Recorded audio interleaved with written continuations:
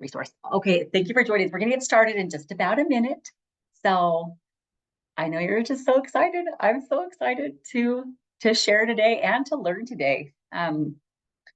Yes, so I hope you all can hear us. And let's see, if we have time at the end, we are going to have some time for if we have time for some questions and answers at the end, that'd be great. You can just type into the chat.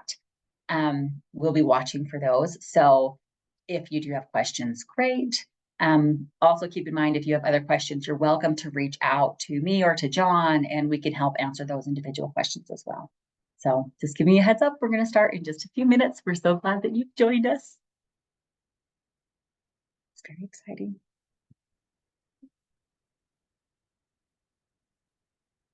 Okay. Welcome everyone today. Welcome to our webinar. It is 2 o'clock and we're going to get started. I am Christy Pack. I am the owner of Pack Tax in Utah. We are Utah's highest rated tax nerds actually. And I'm joined today by John Hoyman. Hi John, from Legacy Financial. And you're going to get to hear a lot from John today. Thank you for joining us. The purpose of this webinar today is to just give you some really great information on Social Security that we think really is critical and that you need to understand. And so we don't have a ton of time.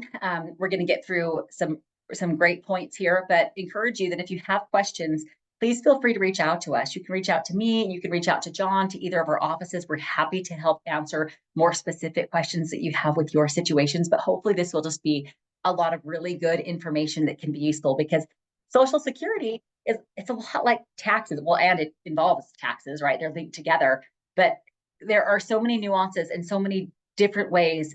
It's like, John, when people ask me a tax question, can I do this, or what's the answer to this?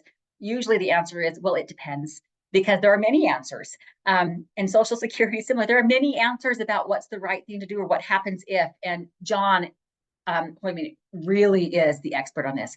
John and I presented together at a conference at the University of Utah last year. And I was just blown away with John's knowledge on Social Security. The easy stuff, the weird stuff. I mean, if there was anything about Social Security, John knew the answer. And so I'm very excited that he's agreed to join us today for this.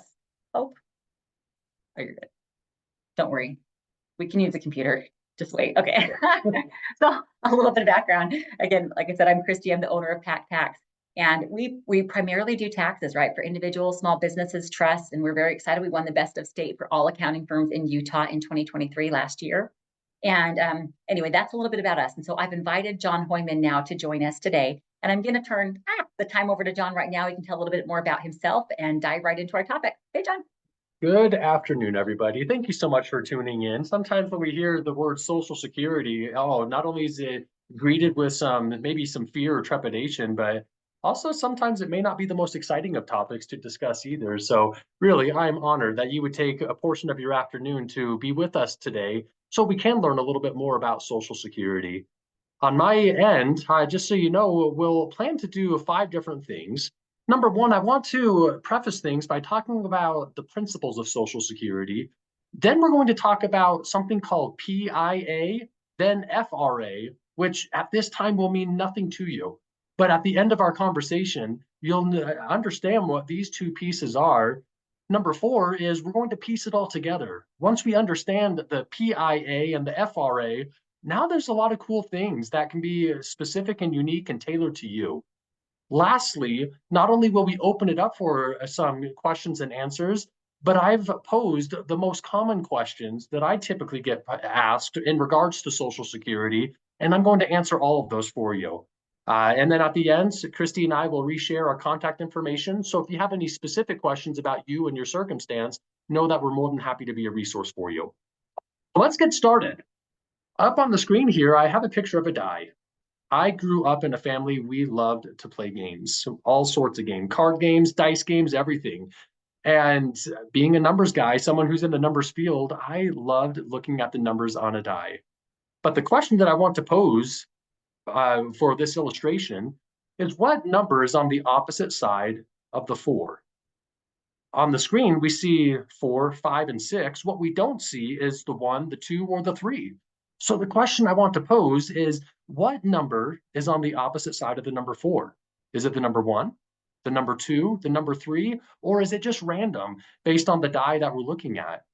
And the answer is 100% of the time, it's going to be the number 3. The principle is this. When looking at a normal die, the sum total of opposite sides will always total 7. So what's on the opposite side of the number 4? A 3. What's on the opposite side of the number 5? A 2. And what's on the opposite side of the number 6? A 1. Every single time. We've just now taken the mystery out of it. Once we can understand the principle of a die, now we can proceed with 100% confidence that when I pose the question, what's on the opposite side of the number 4? Even though we don't see it, we can have 100% confidence that we're going to be giving the right answer. It's a number 3 because we understand the principle. The same thing is going to be true with Social Security. When should you file for Social Security? Well, we just need to understand the principles that surround Social Security. There are 2 main ideas or principles of Social Security that we're really going to delve into. The first one is something called PIA. That's an acronym and it stands for Primary Insurance Amount. I'm going to be going a little bit more into depth and detail about this, but the definition of the primary insurance amount, this PIA, is it's the monthly dollar amount that you are eligible to receive from Social Security at your what we call FRA, which I'll go more into, but that stands for your full retirement age. So the benefit that you would be eligible to receive had you waited until your full retirement age, that's what we call PIA, or primary insurance amount. Well, how is that calculated? Well, it's really based on the highest 35 years of your W-2 wages. We need a minimal of 10 years to be eligible, but it's a total of 35 years that goes into the equation for your PIA. And what is the formula? Well, the first 90% of the $14,088 of your W-2 income, that's what your PIA will be. And so if someone earns $14,088 a year, if we multiply that by 0.9, that's how much your PIA or your primary insurance amount will be, assuming that you had that type of income for 35 years. Now, if someone earns more than $14,000 a year, up to the following 70,000, 32% of that is going to be added into this primary insurance amount.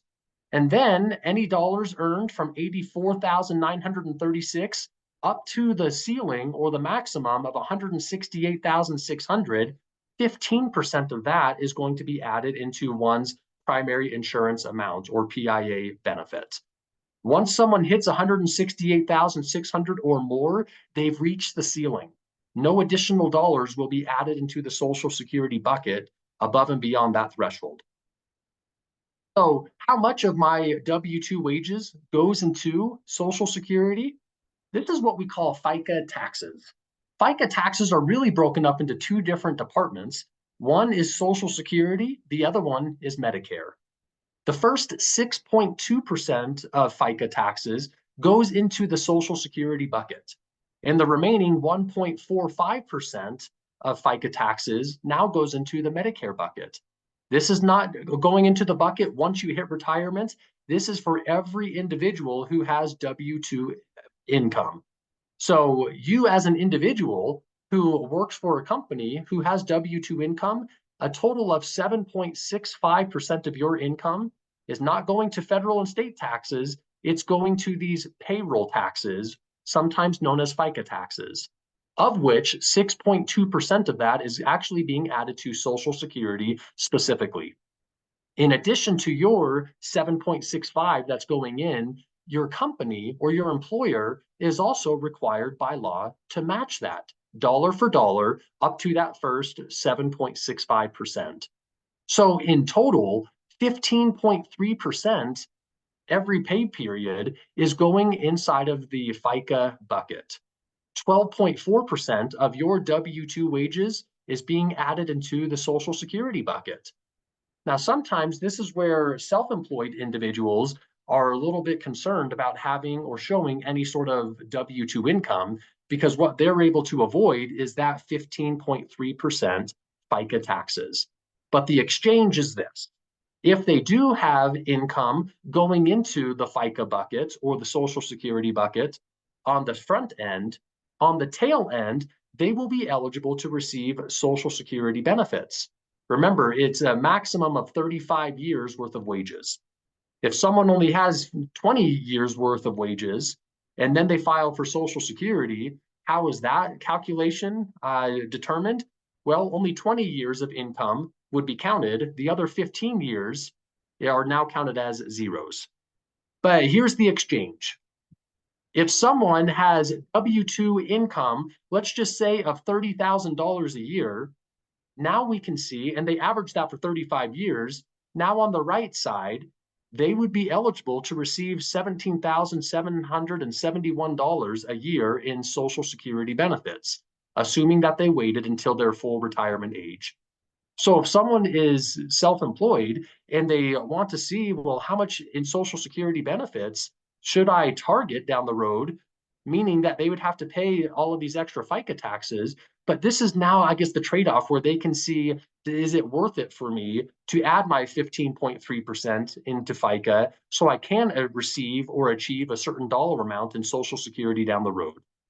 But if you were to look at where your personal income is right now, let's say you're at 70,000, just be aware that means you're entitled to receive around $30,000 a year in Social Security benefits. We'll talk about this a little bit more down the road, but let me at least highlight it because I'm here. I am married. My wife works a lot harder than I do, but she does not have earned income. The fact that she's married to me, however, means that I will not only receive 100% of my benefit, on top of that, my wife will also be eligible to receive 50% of my benefit. So, for example, if my income was $70,000 a year, that means my personal benefit at my full retirement age would be worth $30,000 in Social Security. On top of that 30,000, because my wife is married to me, she's also eligible for 50% of my benefit, an extra $15,000. So combined, my 70,000 of W-2 income would produce a total of $45,000 a year each year from Social Security, assuming that both me and my wife waited until our full retirement age. We'll talk about what that looks like if we were to file at a younger age in just a second. So I at least wanted to highlight that area.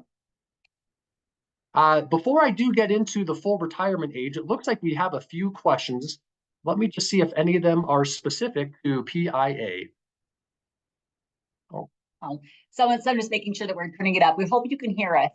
It's a okay. And Ashley, if you're on there, hopefully you can hear. If you'll text me if you can't hear it. Let's turn the volume up. And the volume might be a reflection of the device that you're listening on. I'm not sure if there's a way we can turn up our microphones. We will continue to monitor that, but we appreciate the feedback there.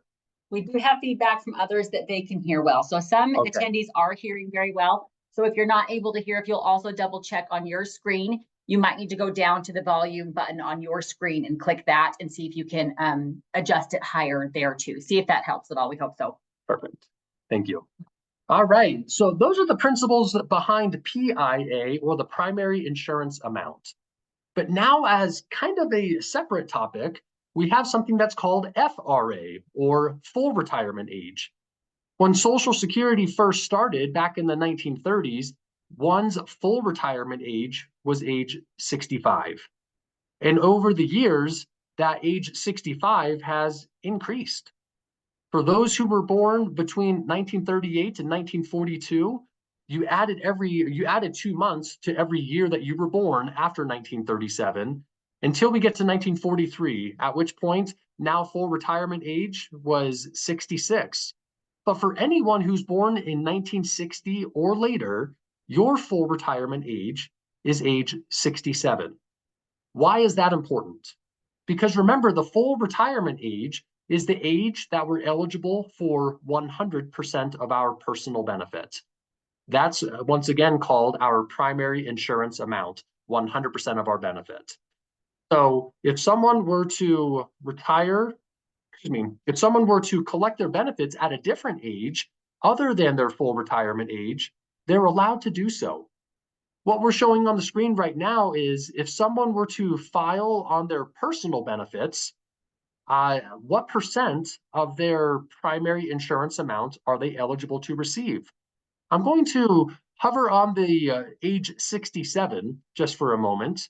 So at age 67, again, at that age 67, that's when you are eligible for 100% of your benefit.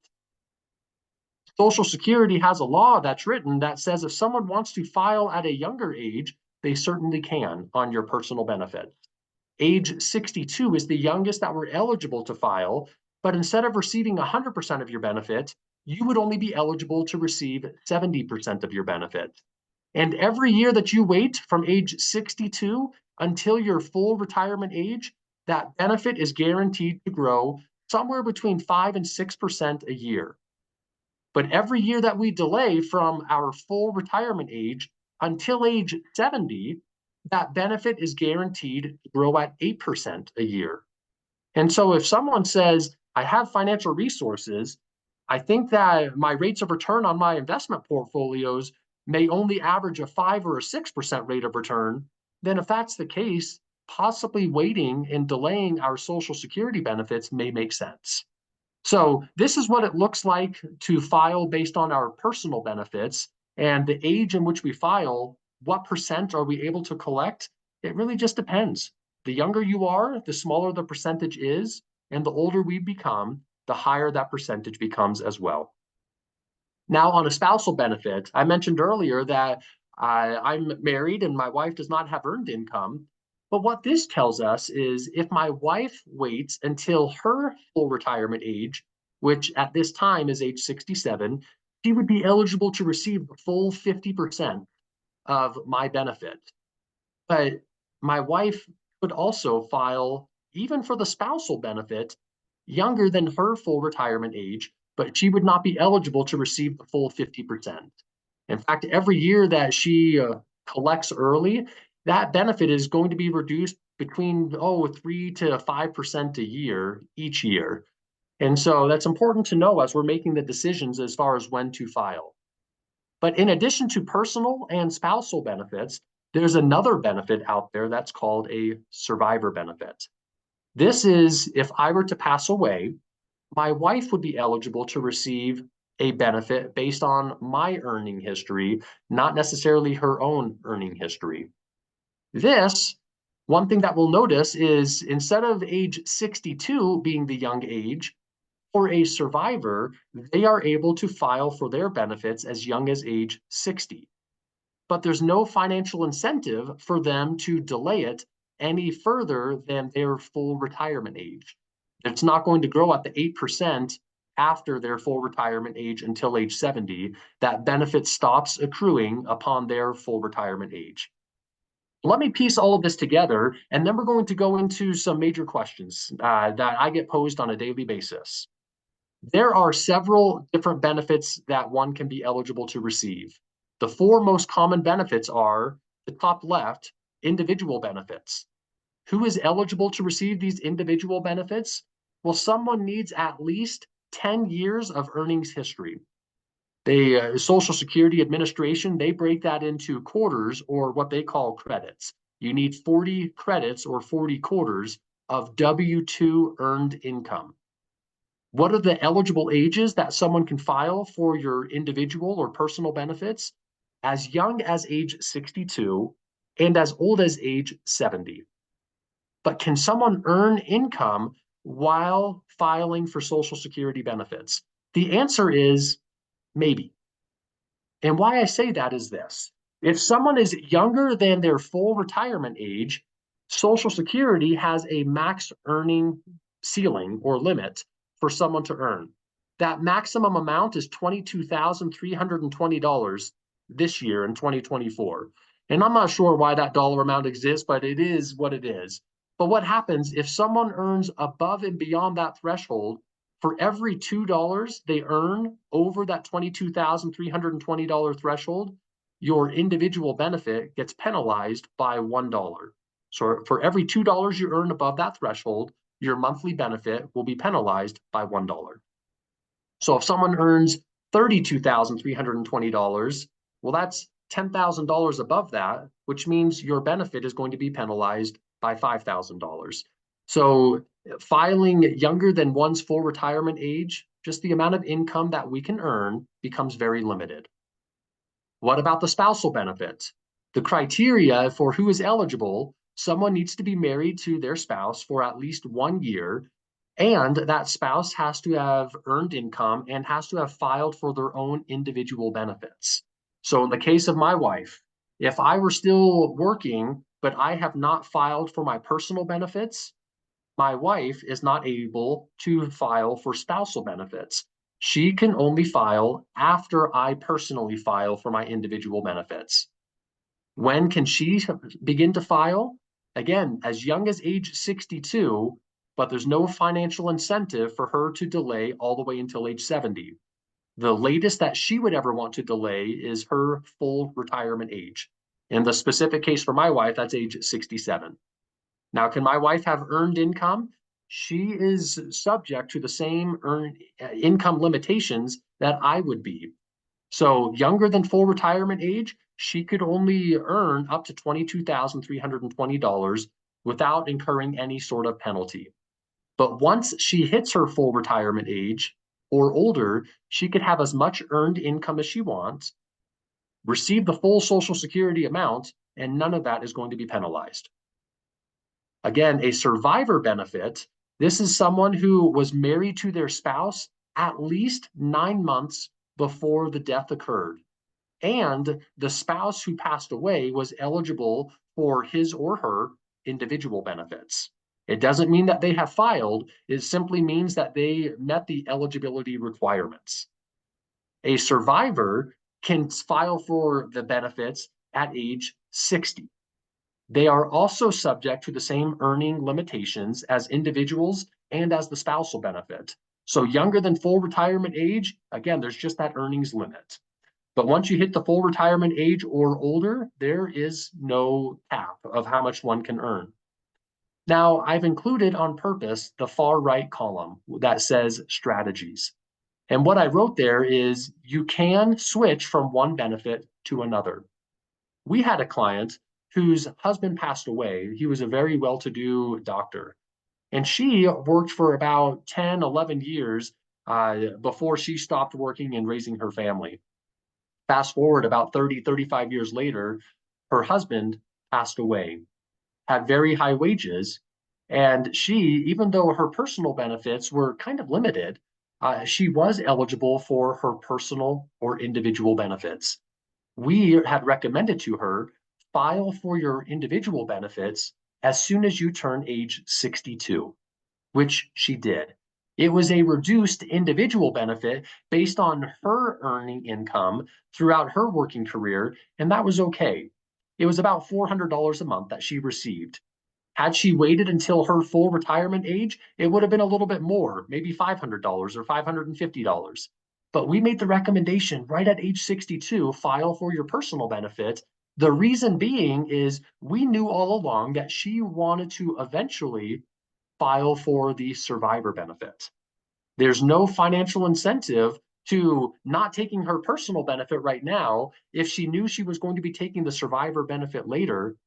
And even though her individual benefit was penalized or it was reduced because she was younger than her full retirement age, once she made the switch from her individual to the survivor benefit at her full retirement age, that was not reduced in any way. So you can switch from one strategy to the next.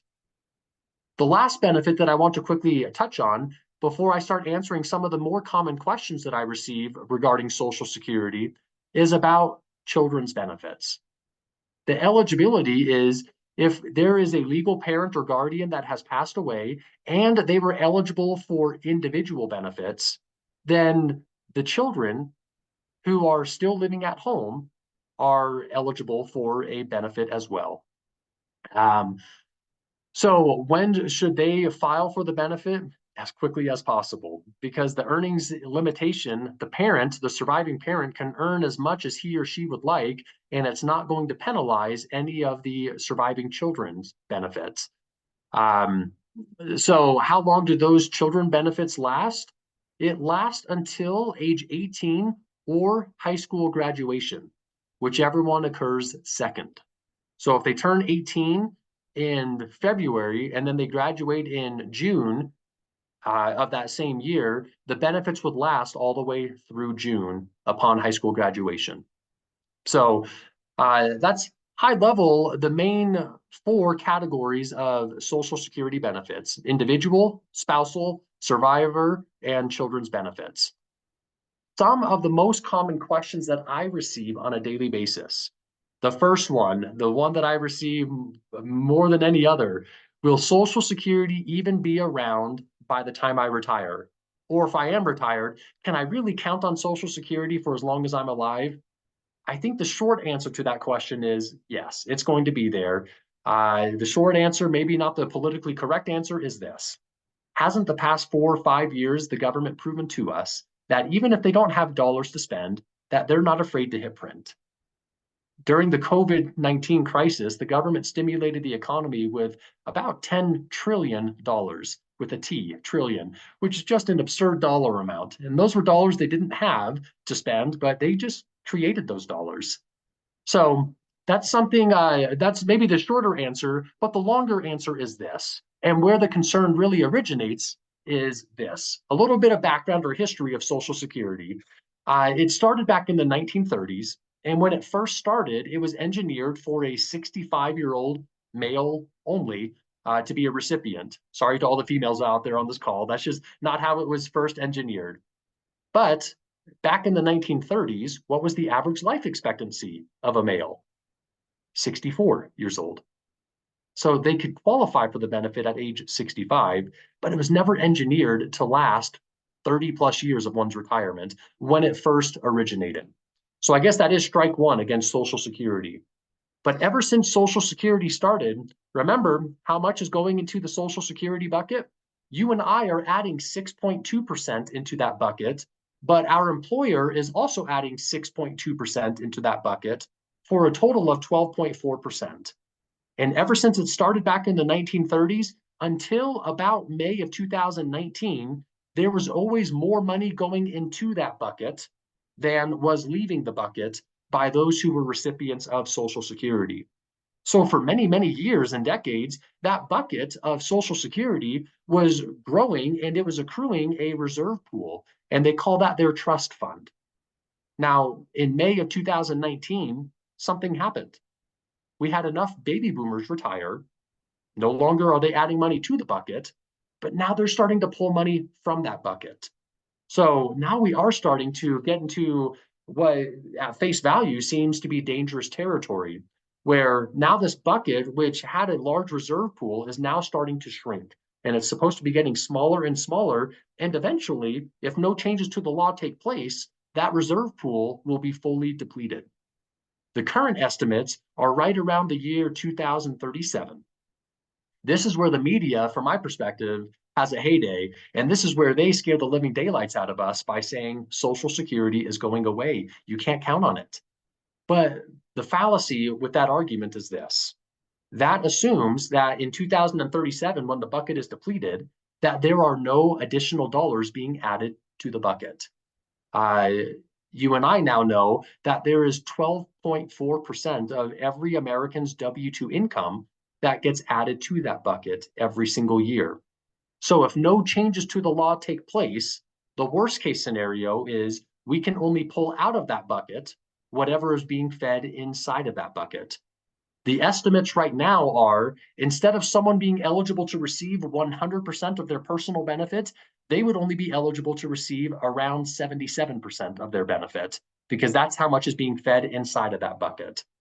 So in about a month and a half, I am going to Washington, D.C., and I'm going there with my firm, and we are talking about this very concept of Social Security. The last time that I was there, we spoke with several of the lawmakers, and they made us aware that there are several tentative changes to Social Security laws that may be forthcoming. We're not there yet, but some of those forthcoming potential law changes are: number one, increasing full retirement age, the age in which we're eligible for 100% of our benefit. As life expectancy has gotten longer and longer and longer, full retirement age Remember, when it started was 65 years old, and now it's 67 years old. Realistically, by the time I get to my full retirement age, I could see full retirement age being age 70 or age 71. So that is one tentative change that could take place. Another tentative change that could take place is changing the earnings ceiling. Remember, only the first $168,000 in change gets added into the Social Security buckets. But what if someone has earned income of $300,000 a year? Any dollars above and beyond the 168,000 are not being added to the Social Security bucket. So change number two that's being contemplated right now is increasing or removing the ceiling altogether. So if someone earns $300,000 in a year, 6.2% of the full 300,000 would actually be added into the bucket.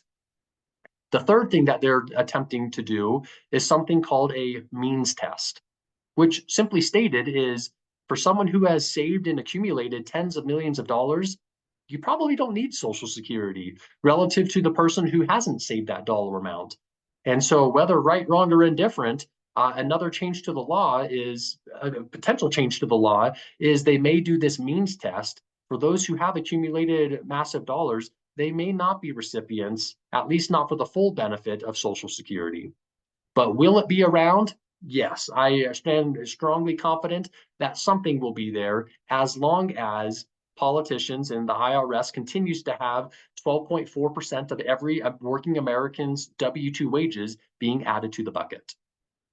Question number two, when should I file for Social Security?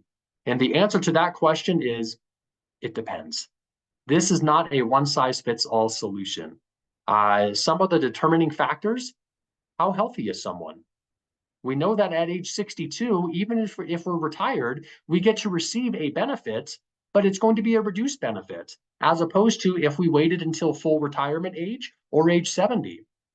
But at age 70, yes, we're receiving a much greater benefit, but now we missed out on 8 potential years of collecting benefits. Typically, the break-even point is age 80 or 81. So if someone passes away younger than age 80 or 81, then they probably should have filed at a younger age. But if there's a pretty good likelihood that maybe you or your spouse will live beyond age 81, then it may financially make sense to file or delay filing for Social Security for as long as possible. But what is the right decision for you? That's where I would say someone should go speak with someone who understands not only Social Security, but also understands you, your financial resources, your financial goals, and making sure that Social Security, which is a piece of your financial picture, but making sure that they understand how that piece of the financial picture, merges with every other piece of your financial picture. So no one size fits all there. How does someone file for Social Security benefits? There are a couple of different ways. The first way is you can file online. The website is ssa.gov. The SSA stands for Social Security Administration. So ssa.gov. On there, I have done this a couple of times with clients. Because I'm pretty familiar with that website, I've learned how to navigate fairly competently around it. If it were me going on this website for the first time, I just don't know if I would personally trust it. It may make sense to actually speak with someone to file for benefits. So what's the other way to file for Social Security? It's you call Social Security and you schedule a phone appointment. They're typically booked out a couple of weeks. There's just a lot of people that want to speak with them. And I would make the strong recommendation. I make sure you have some other project that you're going to be doing as you wait on hold, because you may be on hold for 30, 45, 60 minutes. But once you speak with someone, you schedule that appointment and simply let them know that you want to file for Social Security. They'll now schedule it several weeks out. And even though the hold time is pretty large when you are scheduling the appointment, let's say you are scheduled for April 2nd at 9:30 a.m.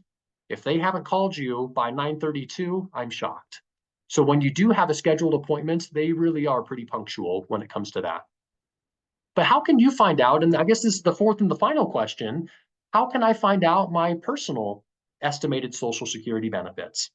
This is going back to that same Social Security website, ssa.gov. You are going to sign up for an account if you don't currently have one.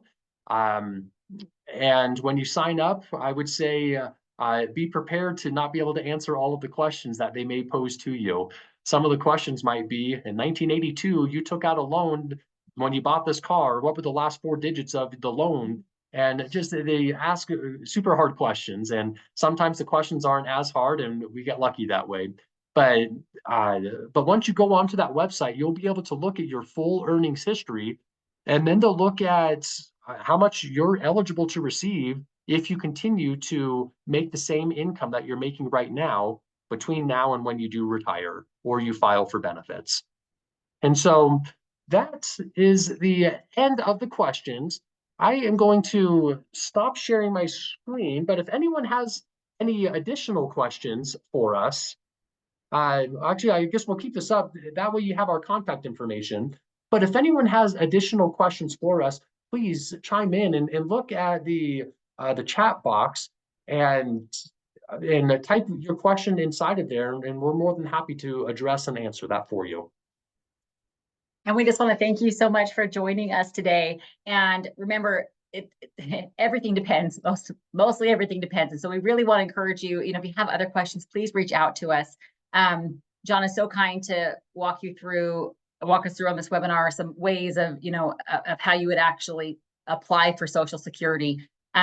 This is a great opportunity, I think, also for you to connect with whoever your financial advisor is. When I see tax clients and they ask me about applying for or how to do it, well, I just am the tax person, right? I don't do the investments or anything like that. But I strongly recommend that you have a really good financial person in your corner who is helping you manage these.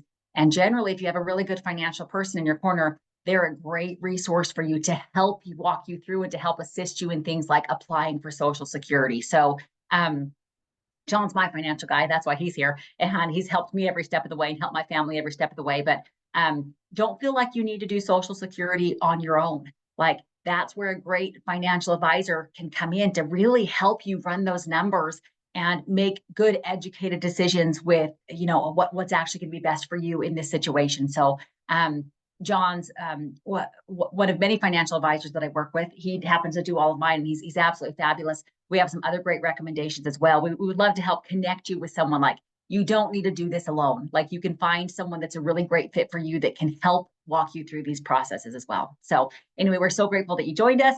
If you have other questions, please feel free to reach out. Thank you.